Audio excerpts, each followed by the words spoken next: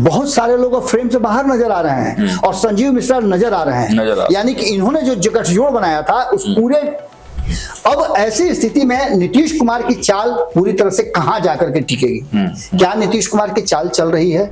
जो हम बार बार बता रहे हैं कि नीतीश कुमार न इनके साथ न इनके साथ एक नए गठबंधन की तरफ आगे बढ़ गए। कई दिनों से आप लगातार देख रहे होंगे नीतीश कुमार जी जब 29 तारीख को गए थे, 28 तारीख को ही गए थे, 28 तारीख को जब गए थे अपनी यात्रा बीच में रोक करके और दिल्ली गए थे तो एक कहानी रची गई थी और उस कहानी का आपने देखा होगा कि इतने सारे पात्र जुड़ गए। हमारे पास भी उड़ती उड़ती खबरें आई, उन खबरों के आधार पर हमने भी वो स्थापित करने की कोशिश की कि आखिर हो क्या रहा है। नोरमा ग्रुप, जो सोचता है वो करता है, आपके अपने सपनों का आशियाना। नमस्कार, मैं हूं सागर कुमार। भारत लाइव देख रहे हैं आप। तमाम दर्शकों का सुबह सुबह बहुत बहुत स्वागत है भारत लाइव पर। देखिए, भारत लाइव के माध्यम से लगातार हम बिहार के सियासी घटनाक्रम के बारे में जानकारी दे रहे हैं। जी हां, आज का दिन काफी विशेष है, आज का दिन महत्वपूर्ण है क्योंकि आज स्वर्गीय सुशील मोदी जी की जयंती है।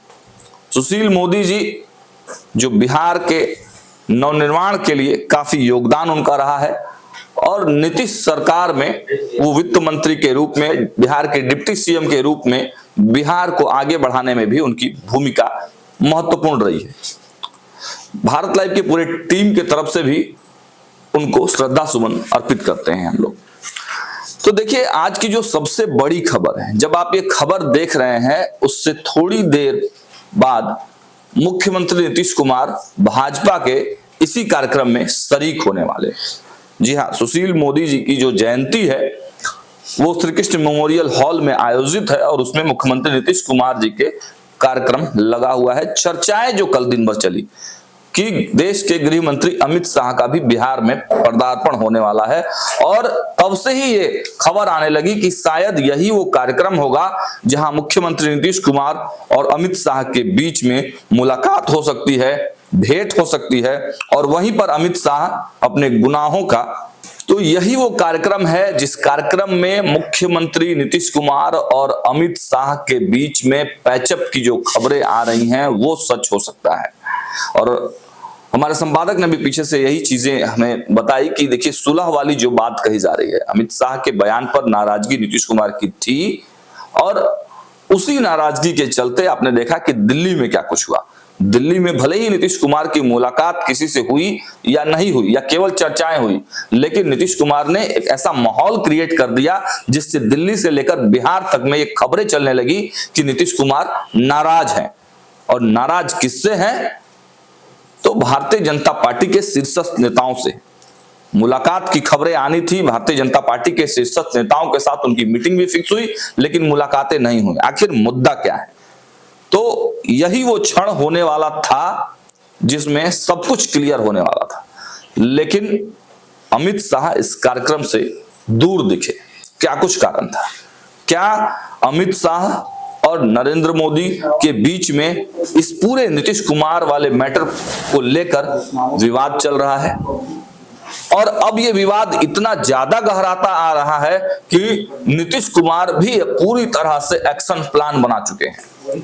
नीतीश कुमार पूरे फुल फाइनल मोड में चले गए हैं और जिस प्रकार वो, आप देखिए कि नीतीश कुमार की जो एक्टिविटी है, भले ही वो गठबंधन में है, एनडीए गठबंधन में है, सम्राट चौधरी के साथ उनकी तस्वीरें आती हैं, विजय कुमार सिन्हा के साथ वो प्रगति यात्रा पर निकल जाते हैं, लेकिन जब भी मौका मिलता है तो तेजस्वी यादव के कंधे पर हाथ भी रख देते हैं और सियासी बयानबाजियां भी चलने लगती हैं।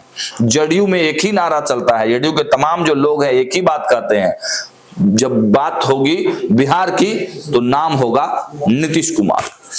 तो आज भी हम हर रोज की तरह एक नया टॉपिक लेकर आए हैं आपके सामने चर्चा गरम में। नीतीश की चाल पर टिका है 2025 का रिजल्ट। जी हाँ, नीतीश की चाल क्या होगी? नीतीश कुमार माहिर खिलाड़ी कहे जाते हैं, राजनीति के चाणक्य कहे जाते हैं और उन्हीं के इर्द गिर्द पूरी बिहार और अब तो कहे देश की राजनीति घूमती है, दूरी है नीतीश कुमार। तो आज का टॉपिक यही है कि नीतीश कुमार की कौन सी ऐसी चाल है जिस पर 2025 का रिजल्ट डिपेंडेंट है। सीधे हम बाबा के पास चलने का प्रयास करेंगे और बाबा से समझने का प्रयास करेंगे कि नीतीश कुमार ने क्या कोई बड़ी रणनीति बना ली है। क्या नीतीश कुमार ही वो शख्स है जिसके वजह से अमित शाह ने इस कार्यक्रम से दूरी बना ली है। क्या नीतीश कुमार ने जो प्लान बनाया है उसमें भाजपा अपने आप को असहज महसूस कर रही है। क्या नीतीश कुमार और अमित शाह के बीच में बड़ी खाई आ गई है, बड़ा गैप हो गया है। क्या कुछ हुआ है और क्या कुछ होने की संभावना है। हम खबरें तो लगातार दिखा ही रहे हैं, हर खबर को हर एंगल से और हर सिस्टम से आपको करके हम बता रहे हैं, लेकिन सवाल वहीं पर है कि आखिर नीतीश कुमार कौन सा नया प्लान बना रहे हैं। सीधे बाबा को बुलाते हैं और समझने का प्रयास करेंगे कि बिहार की राजनीति में जो काम किए जा रहे हैं, जो काम नीतीश कुमार करने वाले हैं, वो क्या कुछ है। तो चलिए सुबह सुबह आज की चर्चा को शुरू करते हैं और सीधे बाबा को बुलाते हैं और मंथन शुरू करते हैं। पहले तो बाबा आपका बहुत बहुत स्वागत है। सुबह सुबह हमारे दर्शकों को ये जो पूरा चर्चा गर्म है उस चर्चा को आप गर्म कीजिए और बिहार की राजनीति को थोड़ा ठंडा कीजिए। बाबा बहुत गर्म हो चुका है। बहुत बहुत धन्यवाद और भारत लाइव के दर्शकों को भी बहुत बहुत प्रणाम करते हैं। रोज सुबह हम आपके सामने आ जाते हैं और एक नया विषय नया टॉपिक लेकर के आते हैं और उसके बाद बिहार की राजनीति में गर्मी उत्पन्न होती है। जी देखिए, हमारी जो खबरें होती हैं उस खबरों का एक बेसलाइन होता है, आधार होता है। हम निराधार कोई बातें नहीं कहते हैं और अगर निराधार हम कहेंगे भी तो हमारे संपादक टाइट कर देते हैं हम लोग का इसकी। जी बिल्कुल बिल्कुल। आज बाबा बिहार के लिए बड़ा दिन है कि स्वर्गीय सुशील मोदी। देखिए सुशील मोदी जी के बारे में जितना भी कहा जाए वो कम है। हम किसी पार्टी की तरफ से नहीं कह रहे हैं। बिल्कुल सुशील मोदी जी, लालू प्रसाद जी और नीतीश कुमार जी, ये तीनों जो बिहार की राजनीति में आप मान के चलिए ना कि एक ऐसा पत्थर निकाल करके तराशा गया था जिसने बिहार की राजनीति में जो भी किया हो, जो संसाधन हमारे पास उपलब्ध थे उन संसाधनों से बिहार को एक नई दिशा में लेके जरूर गए। अब हो सकता है कि किसी से करने में गलती हो गई हो या करेगा उसी से ना गलती होगा। बिल्कुल बिल्कुल। जो करेगा नहीं करेगा ही नहीं उससे क्या गलती होगी। तो जो भी करना चाहिए था वो किया जरूर। सुशील मोदी जी को हम अपनी पूरी टीम की तरफ से आपने भी दिया ही है, हम भी श्रद्धांजलि देते हैं। और आज के हम टॉपिक पर आगे बढ़ते हैं। सबसे जरूरी बात यह है कि पिछले कई दिनों से आप लगातार देख रहे होंगे नीतीश कुमार जी जब 29 तारीख को गए थे, 28 तारीख को ही गए थे, 28 तारीख को जब गए थे अपनी यात्रा बीच में रोक करके और दिल्ली गए थे तो एक कहानी रची गई थी और उस कहानी का आपने देखा होगा कि इतने सारे पात्र जुड़ गए। हमारे पास भी उड़ती उड़ती खबरें आई, उन खबरों के आधार पर हमने भी वो स्थापित करने की कोशिश की कि आखिर हो क्या रहा है, क्या इसके मायने निकल रहे हैं, क्या सच है या झूठ है। इन सभी चीजों पर हमने भी मंथन किया और मंथन करने के बाद हमने कई लोगों से बात भी किया इस पर। उन सबका लब्बो लुआब यही था कि तत्काल तो कुछ नहीं होने जा रहा है, ये सारी परिस्थितियां हैं। और बाबा हम भी तो यही कहते आ रहे हैं, कुछ दर्शक कमेंट्स के माध्यम से कहते हैं, देखिए जो टाइटल होता है टाइटल पर खेलना हमारी और ये डिजिटल पत्रकारिता की कहीं ना कहीं मजबूरी है। बिल्कुल बिल्कुल आप सही कह रहे हैं। बिल्कुल तो खबर क्या है उस खबर पर आपका ध्यान। उस मजबूरी को भी हमने अपने ही हिसाब से रखा है। हमने ये रखा है कि लोगों की तरफ से जो कयासों के बाजार में जो बातें चल रही है, आप यहाँ भी देख लीजिए, आप हमारे संपूर्ण भारत अखबार में भी जाकर के देख लीजिए, तो हमने यही बात स्थापित किया है कि निश्चित रूप से माहौल इस तरह का है, माहौल बनाने की कोशिश की जा रही है। अगर कोई प्लेयर चौवा छक्का मार रहा हो, आप ताली बजा रहे हो, तो उसको कुछ तो होना ही चाहिए, बट नेचुरल है, दोनों को एंजॉय होता है। दूसरी तरफ अगर खराब कोई प्रदर्शन कर रहा हो तब ताली बजाने लगे तो ह्यूमिलिएट होता है वो। जी जी बिल्कुल। लेकिन यहाँ जो चीजें चल रही हैं, नीतीश कुमार चाहते ही हैं कि उनका दबाव बना रहे, उनका इकबाल बुलंद रहे, और ऐसी स्थिति में अगर मीडिया से लेकर के सब लोग नीतीश कुमार का रट लगाते हो, जिसका नीतीश कुमार को हमेशा से मलाल रहा है, मीडिया पर कहते रहे अरे हमको कहाँ आप लोग दिखाते हैं, आप लोग तो वो सबको दिखाते हैं, वो सब आपको दबाव में भी रखता है ना। ये सारी बातें जो है नीतीश कुमार हमको भी थोड़ा थोड़ा दिखाई है। नीतीश कुमार ने जो 9 लोगों की टीम बनाई, 9 अलग अलग टीम बनाई, उस टीम का मकसद ही यही था कि जो जमीनी हकीकत है वो पता करें, और उस जमीनी हकीकत को पता करने के बाद नीतीश कुमार बैलेंस कर रहे हैं।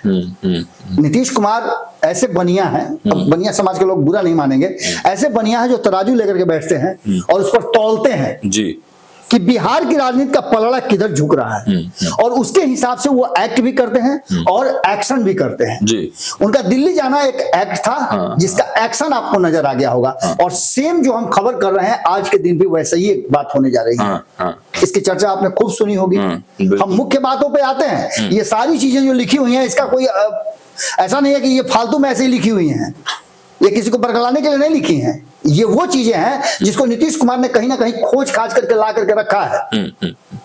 आज हमारे टॉपिक भी यही है कि बिना नीतीश कुमार के बिहार की राजनीति में आप कुछ भी नहीं कर सकते हैं। लेकिन आज सुशील मोदी के जन्म जयंती के दिवस पर भारतीय जनता पार्टी ने जो कार्यक्रम आयोजित किया है, उस कार्यक्रम के 24 घंटा पहले से लगातार ये खबरें चल रही हैं। जबकि आपको याद होगा कि मैंने कल सबसे पहली खबर जो की थी, उस खबर में मैंने स्पष्ट किया था, चर्चा गर्म है के बाद की मैं बात कर रहा हूं। सबसे पहले मुझे जो दिल्ली में बातचीत हुई, मुझसे जानकारी लेने की कोशिश की गई कि आगे आखिर चल क्या रहा है, ये नए जो परिवर्तन हुए हैं, नए जो अमेंडमेंट हुए हैं, उससे क्या चल रहा है। उसके आधार पर मैंने एक खबर किया था, जिस खबर में हमने बताया था कि नीतीश कुमार और इनसे अमित शाह से, नीतीश कुमार और अमित शाह से, दोनों से आमना सामना कराने में कहीं ना कहीं नरेंद्र मोदी जो हैं वो कोशिश करेंगे कि इन दोनों का आमना सामना नहीं हो। अच्छा, इसके पीछे का कारण है क्योंकि दो लोगों को जिनसे आपस में झगड़ा चल रहा हो, उनको आमने सामने ले जाएगा तो और भी बढ़ सकता है। दो ही परिस्थितियां होती है कि दोनों जब सोच लें कि नहीं अब समझौता करना है, तब जाकर के ये चीजें होती हैं। आपने ये भी देखा होगा कि नीतीश कुमार जब लौट करके आए 2024 में, आज से 1 साल पहले, तब से लेकर के अब तक अमित शाह के साथ उनकी कोई ऐसी तस्वीरें आपने नहीं देखा होगा। ओकेजनली आ गया हो तो अलग बात है, जैसे शपथ ग्रहण समारोह के समय में हो सकता है आमने सामने आ गए हो तो हाथ दोनों एक दूसरे को जोड़ दिए हो, वो अलग बात है। लेकिन कभी भी आपने देखा नहीं होगा, कई बार नीतीश कुमार ने कोशिश किया है कि अमित शाह सामना नहीं हो, इसलिए उनके द्वारा आयोजित बैठकों से वो दूर रहे। ये भी दूर रहते हैं। ये सभी पर नहीं, ये तो इनकी तो मजबूरी थी कि ये विदेश में थे, इनकी तो मजबूरी है। नीतीश कुमार और इनमें जमीन आसमान का अंतर है। कहाँ नीतीश कुमार और कहाँ ये। ये राजनीति के अभी पाठशाला में एंट्री लिए हैं और ये उसके माहिर खिलाड़ी का प्रिंसिपल से भी रिटायर करने वाले हैं। अच्छा। तो ये सब बातें होती रहती हैं। लेकिन खैर, जो वर्तमान परिस्थिति बनी है, उस परिस्थिति में आज जो सबसे बड़ी बात हम करने आपको आए हैं कि आपको याद होगा कि ये सब लिखने के पीछे का कारण क्या है और हम क्यों कह रहे हैं कि नीतीश की चाल पर टिका है 2025 का रिजल्ट। बिल्कुल, ये हम इसलिए कह रहे हैं कि अब तक जो हमारे पास रिकॉर्ड है, उस रिकॉर्ड के हिसाब से Bharatiya Janata party led by Nitish Kumar, जो एनडीए गठबंधन है, उस गठबंधन में कुछ चीजें माइनस है। अच्छा, उसकी क्षतिपूर्ति कैसे करेंगे आप। जैसे आप कोई भी चीज का वजन करना शुरू करते हैं, गांव गिराम में आप देखते हैं कि वजन होने लगता है, तो तराजू का बटखरा को पहले ऐसे देखा जाता है, तराजू को ऐसे करके कि भार दोनों का बराबर है कि नहीं। अगर इधर उधर होता है तो पसंगा रखा जाता है, छोटा सा पसंगा रखा जाता है और तब भार बराबर किया जाता है जी। वो पसंगा बनाने के लिए जो बैलेंस बनाना है भारतीय जनता पार्टी और एनडीए को, उस बैलेंस में एक अल्पसंख्यक समाज की कमी है। अच्छा, नीतीश कुमार को उसके लिए जिम्मेवारी दी गई थी कि नीतीश कुमार उस अल्पसंख्यक समाज को प्रतिनिधित्व दे करके सदनों में, जो 4 हमारे यहाँ सदनों की व्यवस्था की गई हमारे संवैधानिक व्यवस्था के तहत, उसमें दे करके, और ये बैलेंस जो भारतीय जनता पार्टी नहीं कर पा रही है उसको करे। नीतीश कुमार ने भी कोशिश किया और भारतीय जनता पार्टी ने भी कोशिश किया। अच्छा। तो भारतीय जनता पार्टी सामने से नहीं कर सकती है क्योंकि वो हिंदुत्व के एजेंडे पर चल रही है, तो वो किसी मुस्लिम को चुनाव मैदान में उतारने से हिचकती है। ये भी बात है। तो उसके कंपनसेट के लिए वो राज्यसभा और विधान परिषद की तरफ रुख करती है, वहां से भेज करके वो कंपनसेट करती है और कोरम पूरा करती है। हम बात तब की नहीं कर रहे हैं जब अटल बिहारी वाजपेयी हुआ करते थे। अटल बिहारी वाजपेयी ने शाहनवाज हुसैन को मौका दिया था और भी कई मुस्लिम नेता चुनाव लड़े हैं, ये अलग बात है, दिगर बात है। लेकिन अब जो वर्तमान परिस्थिति बनी है कि आप विधानसभा का 2025 का चुनाव होने जा रहा है, तो जब आपके घर में शादी ब्याह होगा, लड़का देखने के लिए जब बरतुहारी आता है तो लड़का को चला के देखता है, फिरा के देखता है, बतिया के देखता है, बोल के देखता है, टेस्ट लेके देखता है। लड़की के साथ भी आप वही करते हैं। तो जब ये 2025 का चुनाव आ गया है तो इनके जितने भी गुण अवगुण अच्छा बुरा इनके साथ रहे, इनके साथ रहे, इनके साथ रहे, इनके साथ रहे, इनके साथ रहे, सबके साथ रहे। इन सबके साथ रहने का घाटा और नाफा क्या हुआ, क्या किसके साथ किए, अब आगे एक्ट क्या करेंगे, अब अगर इनके साथ अगर है तो क्या करेंगे, अगर इनके साथ नहीं रहे इनके साथ आ गए तो क्या करेंगे, ये सभी चीजों को जोड़ घटाव किया जाएगा। अब इस जोड़ घटाव में एक बात सबसे महत्वपूर्ण है कि एमएलसी के सीट को लेकर के आप शुरुआत कीजिए। अभी एक तिरहुत का चुनाव हुआ है, इसमें किस बुरी तरह से दोनों ही मुख्य गठबंधन मात खाए हैं। बिल्कुल, एक तीसरे नंबर पर और एक चौथे नंबर पर चला गया। यानी कि आप सिंपल सी बात कह सकते हैं कि कहीं ना कहीं जहां लोगों का जातीय बंधन से अलग अलग चीजों से अलग जुड़ाव है, वो कहीं ना कहीं एक अलग दिशा में सोच रहे हैं, एक परिवर्तन की तरफ सोच रहे हैं। तो क्या इस बार परिवर्तन होगा? परिवर्तन होगा तो क्या इन पर भरोसा होगा? तो इन पर भरोसा होगा तो क्यों होगा? जोड़ घटाव किए जाएंगे कि इन्होंने MY समीकरण से, मुस्लिम और यादव समीकरण से आगे बढ़ करके कुशवाहा को भी अपने तरफ लाने का कोशिश किया और जिन मुस्लिम समाज से की नाराजगी थी उनको भी दूर करने का कोशिश किया है। ये सभी परिस्थितियां बनी हैं। तो फिर नीतीश कुमार क्या कर रहे हैं? तो नीतीश कुमार के जो दोनों ही सदन हैं, उस सदन में उनका प्रतिनिधित्व क्या है? अभी आपको आंकड़ों के हिसाब से मैंने जो आंकड़े, जो सरकारी आंकड़े हैं उसके हिसाब से यदि देखा जाए तो वर्तमान परिस्थिति में जो 75 सीटों वाली जो विधान परिषद है, मैं वहां से शुरू करता हूं, विधानसभा के तो चुनाव ही होने हैं, तो बैलेंस आपको बना के कहां रखना है जो आपके बस में है, क्योंकि ये तो चुन करके आते हैं, विधानसभा के लोग तो चुन करके आते हैं, जनता चुनती है, लेकिन विधान परिषद में तो आप सामंजस्य बिठा सकते हैं ना, वो आपके हाथ में होता है, 12 लोगों को नॉमिनेट करते हैं आप। बिल्कुल। तो ऐसी स्थिति में आप उसको कितना बैलेंस करते हैं? तो उस बैलेंस की अगर बात करें तो अभी आपने देखा होगा कि रामबली चंद्रवंशी का एक सीट खाली हुआ था, जो राष्ट्रीय जनता दल से उनकी सदस्यता समाप्त हुई। किस समाज का टिकट था? अति पिछड़ा समाज का। क्या आपने अति पिछड़ा को दिया? यानी एक अति पिछड़ा जो 36% है उसका एक हकमारी तो आपने किया। वहां किसको आपने दिया? तो एक सवर्ण को दे दिया। इसके बाद अभी जो स्थिति पैदा हुई है उसमें भी एक सवर्ण थे तिरहुत में, जो कहां चला गया? वो अति पिछड़ा को चला गया। तो ये कंपनसेट आपने नहीं किया है, ये जनता ने किया है, क्योंकि जनता को चुनना था। तो आपको अब आगे क्या करना होगा? इसको कंपनसेट करना होगा। आगे आप देखिए तो अभी जो सीट खाली हुई है वो सवर्ण की सीट खाली हुई है, सुनील सिंह। तो ऑलरेडी आपने सवर्ण को तो एक दे चुके हैं, ब्राह्मण को दे चुके हैं, तो किसको दीजिएगा? क्योंकि उसका असर यहां पड़ना है, अति पिछड़ा समाज को ही देना पड़ेगा। दूसरी आपकी लड़ाई, नीतीश कुमार की सबसे बड़ी लड़ाई है इस कोरम में। ओबीसी समाज, इस कोरम में 27% जो यहाँ देख रहे हैं, इसमें 14% अकेले ये हैं, यादव समाज, यानी कि 13% के आसपास आप हैं। 13% में आप ये बताइए कि ये अपना हक मांग रहे हैं, यानी कुशवाहा समाज अपना हक मांग रहा है। इसमें सिर्फ यही नहीं, तो सिंबॉलिक कुशवाहा है, उपेंद्र कुशवाहा भी है, इसमें उपेंद्र कुशवाहा है, इसमें नागमणि कुशवाहा है, एक बड़ी लंबी लाइन लगी हुई है। ये सभी लोग इंतजार कर रहे हैं कि मेरा हक कब आएगा। त्रिवेणी संगम की याद दिला रहे हैं नीतीश कुमार को और लालू प्रसाद को कि भाई हमारे साथ आपके साथ एग्रीमेंट हुआ था जी कि अब मेरी बारी है, आप हमको कब दीजिएगा। आपने देखा कि जब मैं कल इनसे बातचीत कर रहा था तो आपने देखा कि माहौल किस तरह का बदला था। बिल्कुल। मेरी सारी खबरों पे चर्चा कर रहे थे, बिल्कुल कर रहे थे, कुशवाहा के कब्रगाह पर भी चर्चा कर रहे थे। ये सभी बातें कहीं ना कहीं चर्चा में थी। तो जब इनके साथ ये होगा और अगर ये इस पूरे सेक्टर में 27% में 13% को अगर एक साथ नहीं रखेंगे तो क्या होगा? निश्चित रूप से कहीं ना कहीं नीतीश कुमार अनबैलेंस होंगे। तो अनबैलेंस होंगे तो फिर उनकी नजर कहां जाएगी? यहाँ 36% पर, यानी इसको ठीक करना होगा। नीतीश इसको ठीक करें उससे पहले आपको पता है कि ये जो है मुकेश सहनी को इधर खींच करके ले आ दिए हैं जी, बिल्कुल। और मुकेश सहनी इनसे भी तेज निकले कि इन्होंने पूरा सेक्टर को अपने पास जोड़ लिया। अभी आपने देखा होगा कि संजीव मिश्रा को इन्होंने ज्वाइन कराया है, और संजीव मिश्रा कोई छोटे मोटे चीज नहीं है, बिल्कुल नहीं है। मैं लगातार कई दिनों से देख रहा हूं, या कई दिनों से क्या महीनों से देख रहा हूं कि जिस तरह का उन्होंने सुपौल में और पूर्णिया में जी लोगों से मिलने जुलने का कार्यक्रम, लोगों के साथ इंटरेक्ट करने का कार्यक्रम शुरू किया है।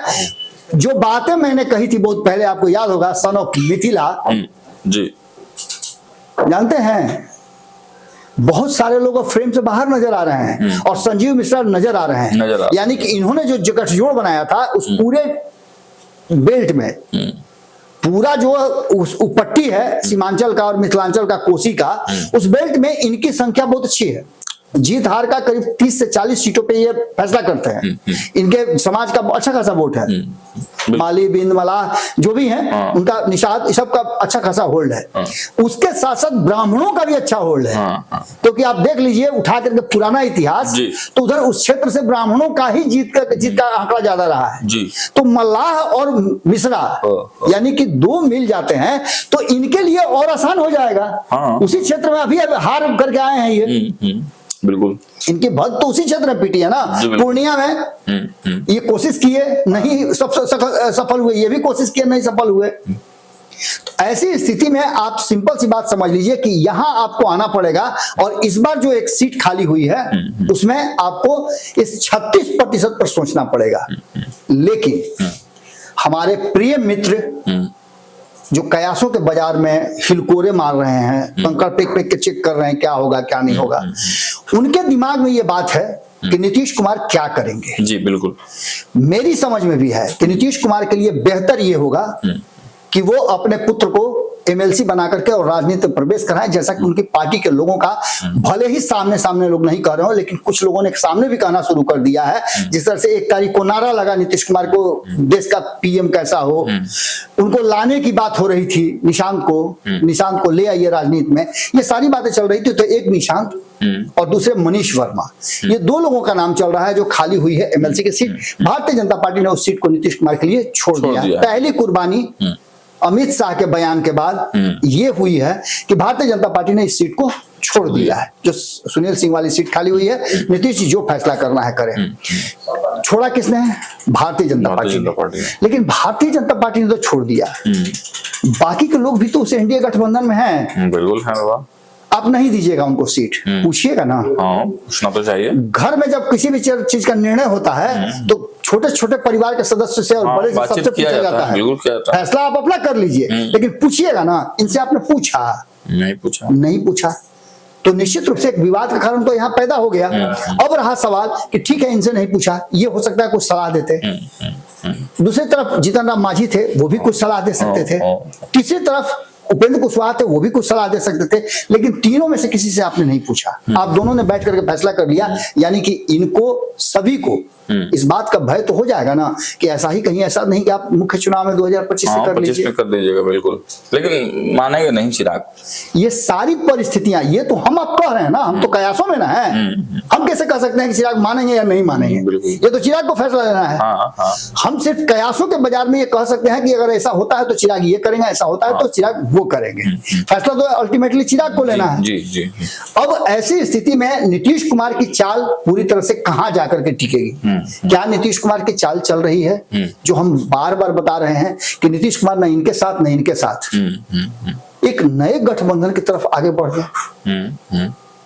क्योंकि आपने इनके चेहरे पर और इनसे जो बातचीत हुई है वो भी आपने देखा होगा। नीतीश कुमार को सवर्णों का वोट भी चाहिए, दलितों का वोट चाहिए, ईबीसी का वोट चाहिए और इसमें 13% जो बच रहा है उसमें से वोट चाहिए। ये सब व्यवस्था करना किसको है? नीतीश कुमार को करना है। यानी कि कहीं ना कहीं नीतीश कुमार की जो चाल होगी और खास करके ये जो एमएलसी का चुनाव होगा विधानसभा चुनाव से पहले, इसमें नीतीश कुमार के एक बार फिर से लिटमस पेपर टेस्ट हो जाएगा इस बात। और इस टेस्ट में नीतीश कुमार क्या करते हैं वही रिजल्ट को प्रभावित करेगा। यदि अति पिछड़ा समाज के किसी सदस्य को फिर से एक बार मनीष वर्मा को साइड करके, जैसा कि मैंने पहले भी कहा था कि हरनौत से अपने पुत्र को चुनाव लड़ा सकते हैं, मनीष वर्मा को भी कहीं से चुनाव लड़ा सकते हैं, विधानसभा चुनाव लड़ा करके उनको मुख्य राजनीति में प्रवेश करा सकते हैं, ये नीतीश कुमार की मंशा हो सकती है या उनकी पार्टी का फैसला हो सकता है। लेकिन जब ये कंपल सेट की बात होगी, आप कभी भी फैसला करने जाइएगा, 2 लोगों में झगड़ा हो रहा हो तो बीच का रास्ता निकाला जाता है। बिल्कुल। और 2025 में नीतीश कुमार को यह साबित करना है कि वो सबके हैं। जैसे पोस्टर में खाली लिखने से नहीं होगा कि नीतीश कब सबके हैं, नीतीश को ये दर्शाना भी पड़ेगा कि नीतीश सबके हैं। तो ऐसी स्थिति में ये सीट जो है एक एमएलसी की जो बच रही है वो ईबीसी के कोटे की सीट है जी, जानी ईबीसी को चाहिए। अब नीतीश कुमार इस वक्त फैसला क्या करते हैं, क्योंकि 2025 में 36% वाला ये वर्ग नीतीश कुमार के साथ जुड़ा रहा है। इस फैसले के बाद क्या करता है, या फिर ये जो हैं अगर इनके साथ रह करके डैमेज कर रहे हैं तो डैमेज कंट्रोल के लिए भी इस 36% की जरूरत पड़ रही है। इनको भी चुप करने के लिए कि आप तो भाई अपने हमारे समाज में है ही, हमको एक बड़े नेता की जरूरत है जो इस समाज से आए, जो हमें वोट दिला सके। तो इसके लिए इनको ऐसा करना होगा। जनरल समाज की बात करें तो ये सब लोग उनके साथ है हैं, जो भी कुछ करना होगा वो करने के लिए ललन सिंह हैं, संजय झा हैं, भारतीय जनता पार्टी पूरा सवर्णों की पार्टी कही जाती है, ये पूरा का पूरा नेक्सस है। लेकिन अगर कमजोर नीतीश कुमार सबसे जगह अगर कहीं पढ़ रहे हैं तो या तो इसमें पढ़ रहे हैं, इस सेक्टर में, ओबीसी समाज में, क्योंकि यहाँ अगर कुशवाहा समाज इनके अगेंस्ट चला जाता है तो निश्चित रूप से यहाँ दिक्कत होगी। दूसरा 14% पहले ही निकल गया है, तो यहाँ बहुत ज्यादा नहीं है। यहाँ नीतीश कुमार का लौकुश समीकरण है, वो उनको जो मिलना है वो मिलेगा। लेकिन ये समाज जो है कहीं ना कहीं नीतीश कुमार की तरफ देख रहा है, और ये एक बड़ा वोट बैंक है जो अगर नीतीश कुमार के तरफ शिफ्ट हुआ तो नीतीश कुमार का वारा न्यारा हो सकता है। नीतीश कुमार एक बार फिर से स्टार बन करके कहा कमांडर बन करके निकल सकते हैं, और 2025 में जो उनकी इच्छा है, आकांक्षा है, अभिलाषा है, वो सभी पूरी हो सकती हैं। यानी कि सीधी तौर पे अगर देखा जाए तो एकमात्र एमएलसी की सीट बहुत सारे रोगों की दवाई है, और उस दवाई को यदि नीतीश कुमार ने सही ढंग से यूज किया तो ये मान के चलिए कि 2025 के चुनाव में नीतीश कुमार के पास एक वैलिड पॉइंट होगा और उस पर वो कड़ी प्रतिक्रिया दे सकते हैं। आंकड़ों की बात करें तो थोड़ा सा आंकड़ों की तरफ अगर हम जाते हैं तो अभी जो वर्तमान परिस्थिति बनी है उसमें आपको बता दें कि विधान परिषद में जेडीयू के पास 23 हैं, बीजेपी के पास 24 हैं, एक बढ़ गए हैं जेडीयू। उसके बाद हिंदुस्तानी अवाम पार्टी के 1, आरजेडी के 14, निर्दलीय 7 हैं, कांग्रेस के 4 हैं, सीपीआई के 1 हैं, और एक सीट जो खाली है जिसकी चर्चा हम कर रहे हैं, इन 75 सीटों में वही एक सीट खाली है। ये परिस्थिति है, और इस परिस्थिति में ये क्लियर है कि ये सीट एनडीए को जा रहा है। कोई जिस नहीं होगा, किसी तरह की कोई लड़ाई नहीं है। सिंपल सी जो फॉर्म भरेगा, जो नामांकन करेगा वो सेलेक्ट होगा। अगर विपक्ष उस पर अपना कोई प्रत्याशी नहीं देता है तो चुनाव की परिस्थिति नहीं आएगी, तो शाम में उसी दिन नामांकन, उसी दिन आपका वोटिंग भी होगा और उसी दिन रिजल्ट भी निकलना है। तो ऐसी सारी परिस्थितियों को बनाए रखने के लिए और बैलेंस बनाने के लिए नीतीश कुमार को एक बड़ा और कड़ा फैसला लेना पड़ेगा। हो सकता है कि मनीष वर्मा को एक बार फिर से बंडी उंडी सिलाने के बाद भी उसको फिर से बक्सा में रखना पड़े 2025 के इंतजार। चलिए, तो आज के चर्चा गरम में बाबा ने आपको ये सारी जानकारियां दी। देखिए, बिहार की राजनीति में क्या कुछ हो रहा है, क्या घटनाएं घट रही हैं, उन सब के अंदर की खबरों को पॉलिटिकल गरियाले से निचोड़कर हम आप तक ला रहे हैं। कमेंट बॉक्स में अपनी प्रतिक्रिया जरूर लिखें। देखते रहिए भारत लाइव। बहुत बहुत धन्यवाद।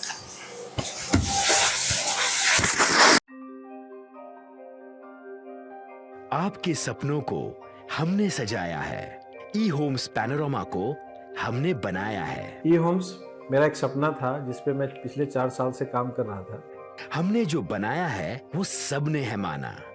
ई होम्स पैनोरामा में हो आपका भी आशियाना।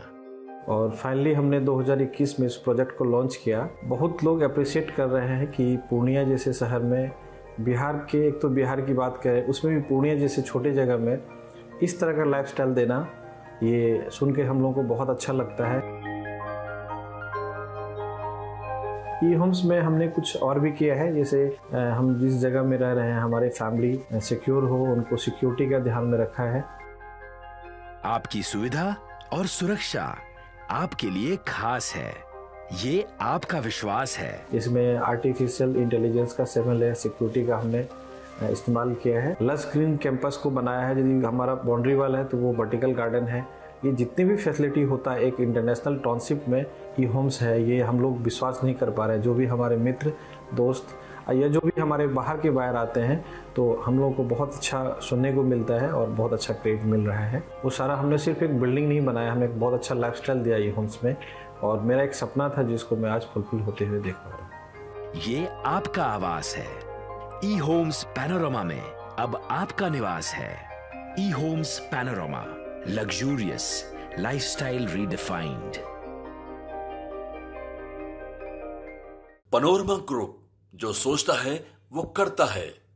अगर ये वीडियो पसंद आई और वह बिहार के राजनीति और बिहारियत से सरोकार रखेनी तो सब्सक्राइब बटन दबा के चैनल के सब्सक्राइब कर ली। ओजे एगो घंटी बा, ओकरा बटन दबा देला से कुल सटीक और मारक खबर रुआ मुफ्त में मिल जाई। अगर रुआ पत्रकारिता के हमनी के नया प्रयोग में सहयोग कर चाहतानी तो ज्वाइन बटन दबा दी। पेटीएम नंबर नोट कर ली 938681